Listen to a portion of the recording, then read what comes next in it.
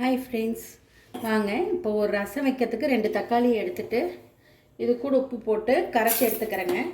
இதோடையே ஒரு சின்ன நெல்லிக்காய் சைஸு புளி ஊற வச்சுருக்கேன், அதையும் போட்டு கரைச்சி எடுத்துக்கலாங்க.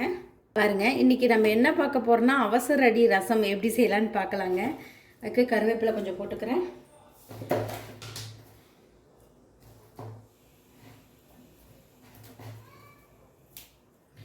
கொத்தமல்லி தண்டு கொஞ்சம் போட்டுக்கிறேங்க.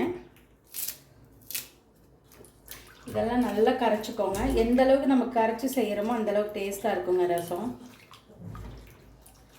பாருங்கள், இந்த அளவுக்கு நல்லா கரைச்சிக்கோங்க. இப்போ நான் இதில் கொஞ்சமாக மஞ்சத்தூள் ஆட் பண்ணிக்கிறேன். ஒரு ரசம் தாளிக்கிறதுக்கு நம்ம தேவையான என்னென்ன அரைக்கலான்னு பார்க்கலாங்க.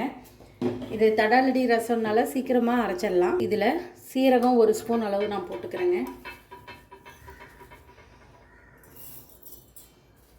1 ஸ்பூன் அளவு போடுங்க போதும். மிளகு ஒரு 1/2 ஸ்பூன் போட்டுக்கிறேங்க. பெருங்காயத்தூள் இதிலே நான் போட்டுக்கிறேன். இப்போது ஒரே ஒரு கட்டி பூண்டு எடுத்து தோலோடையே போட்டுக்கலாங்க.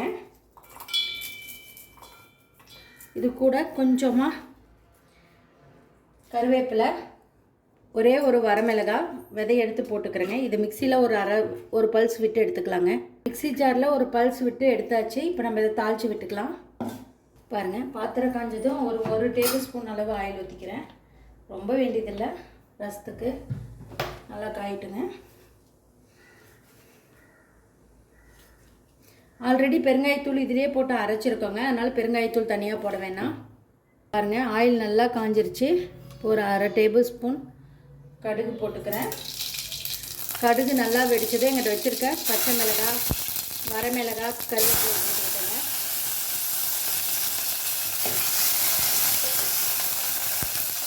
பாருங்கள், இது நல்லா பொரிஞ்சதும் இப்போ நம்ம அரைச்சி வச்சிடலாங்க, அதை போட்டுக்கலாம். இதுதான் தடாபுடி ரசங்க. இது நல்லா ஃப்ரை ஆகணும் ஒரு நிமிஷம்.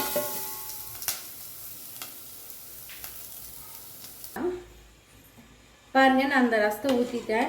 கரைச்சி வச்சுருந்த கரைசலை ஊற்றிக்கலாங்க. இப்போது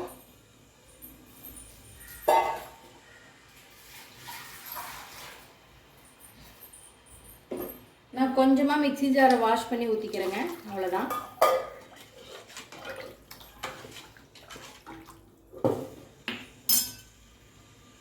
இது நல்லா பொங்கி நுர வந்தோடனே நம்ம ஆஃப் பண்ணிக்கலாங்க. பாருங்கள், நல்லா நுர கட்டிடுச்சு. இப்போ நான் ஆஃப் பண்ணிட்டேன். இப்போது நம்ம கருவேப்பிலை, கொத்தமல்லி தூவிக்கலாம். பாருங்கள், சூப்பரான ஒரு ரசம் ரெடி ஆயிடுச்சு. கண்டிப்பாக நீங்களும் இந்த மாதிரி ட்ரை பண்ணி பாருங்கள். ட்ரை பண்ணி பார்த்துட்டு கமெண்ட் பண்ணுங்கள். இந்த வீடியோ பிடிச்சிருந்தா லைக் பண்ணுங்கள், ஷேர் பண்ணுங்கள், மறக்காமல் சப்ஸ்கிரைப் பண்ணுங்கள். தேங்க்யூ ஸோ மச் ஃபார் வாட்சிங். பாய்.